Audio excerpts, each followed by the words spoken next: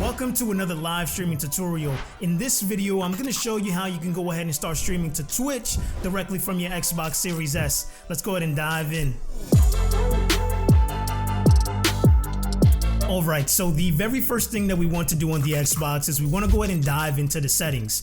So once you're inside the settings, what I want you to do is scroll down to where it says Preferences. We're going to go ahead and then select Notifications, and I want you to turn notifications off. This stops from friend requests or messages popping up on your stream that you don't want to appear.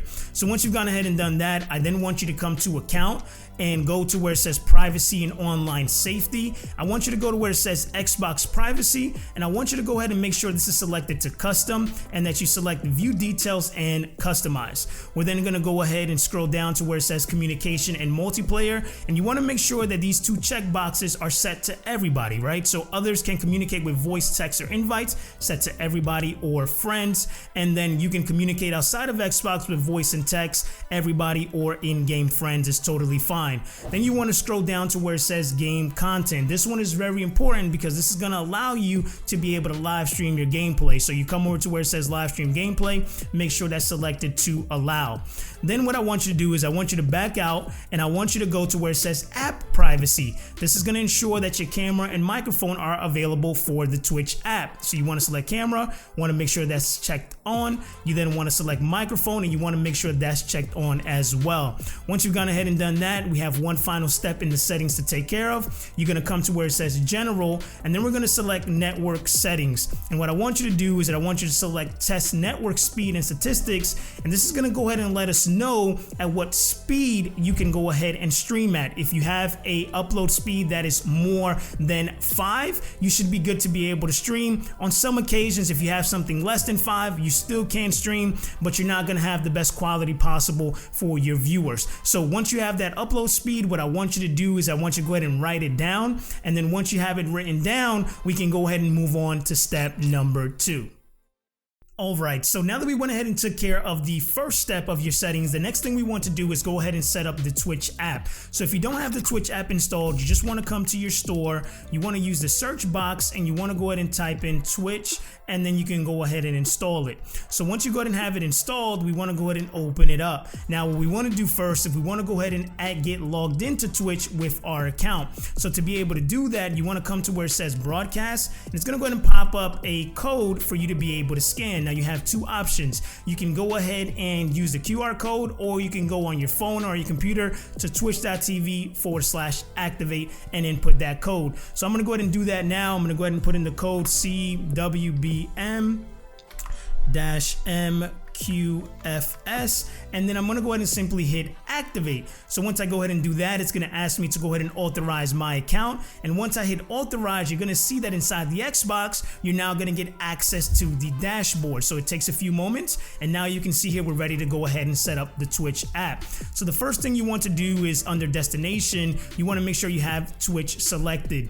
Then as far as the camera position, you can place this anywhere you like based on the game that you play. I use center left. Then as far as the broadcast bar position, and unfortunately you can't remove it, which I wish you could, but this is the bar that's going to showcase how many viewers you have and whether your camera is on or off. So I typically put this in a position where it doesn't disturb me, so I put it on the bottom right, but you can put it anywhere you like based on the game that you play.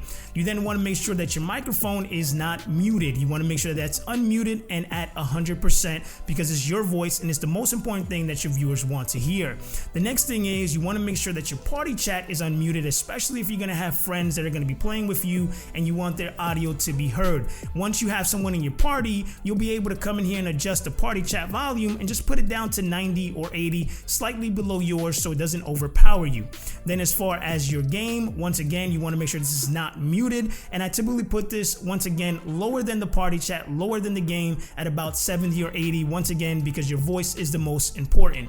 Then here we have the bit rate. Now remember I told you to write write down your upload speed, because this is where we're gonna go ahead and tell the Twitch app how much of your internet they can utilize to create a good quality stream for you. So once again, 4500 is the sweet spot that I found to be a perfect point for you to be able to have a smooth stream. If you have more than the 5 upload, you can go ahead and put this at the max, or you can go ahead and let Twitch decide for you by selecting automatic. They're simply going to do a test, see what your internet speed is at, and they're going to recommend what's good. For me, since I have 54 upload, it's going to recommend the highest, but once again, I recommend putting this at 4500 regardless. Now, if you have less than 4 upload speed, you really can't do that, and you have to just allow Twitch to be able to set it for you.